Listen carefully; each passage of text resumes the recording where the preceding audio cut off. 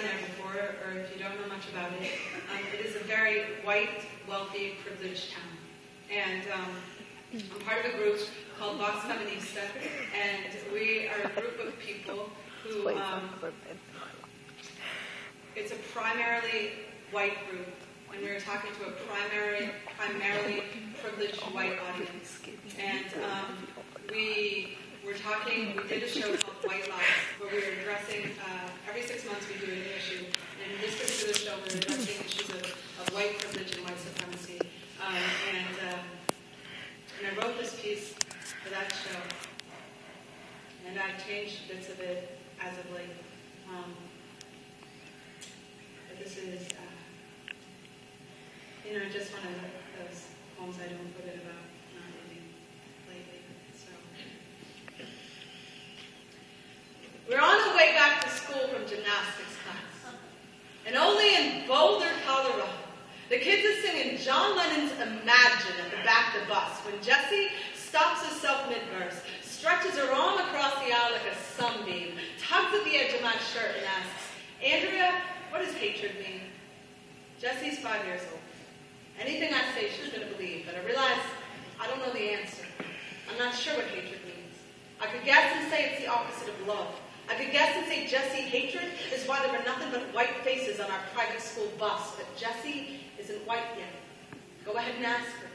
What color are you, Jessie? Well, it looks like I'm pink. Shane thinks he's orange. Skylar says she's tan. Rhett says he's see-through. See? You can see how my veins are blue, but they're red when I bleed. And I wish there was no such thing as springtime.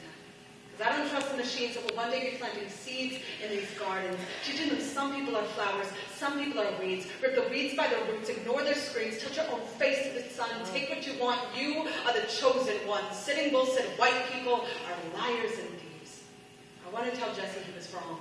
I want to tell her we didn't come like a time bomb, gunpowder on our breath, teeth built like bullets. This land didn't weep when our feet first mercilessly hit the ground.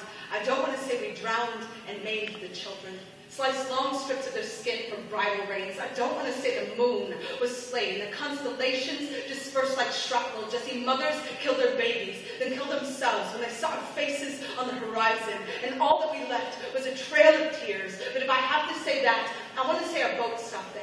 I want to say the waves never saw the sails of slave ships, never heard the sound of chainlinks. But Jessie, think slaughterhouse, think people branded, suffocating, foaming at the mouth. Can you imagine what kind of pain you would have to endure to throw yourself overboard 2,000 miles out to sea, lungs gratefully, exchanging breath for salt water gratefully, trading life for death? Can you imagine being chained to your dead daughter?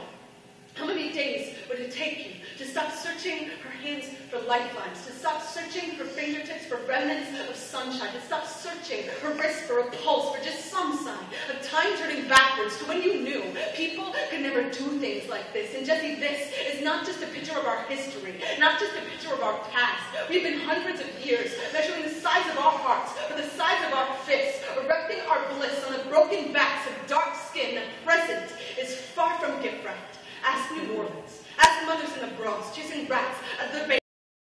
Fathers of the kids whose lives we exchange for cheap gas. Ask our prisons why jail bars always come in black. Ask Afghanistan, Palestine, Iraq. Ask the woman in Thailand whose cancer built our laptops. Ask the Mexican man working in a field fertilized by nerve gas. Ask his daughter when she's born without fingers or hands to pray with. Ask me how long I could keep going with this list, y'all. God might be watching, but we are not. You are white, Jessie. There are bodies dangling from the limbs of your family tree. Our people pull people from the soil like weeds. Breathe in our story.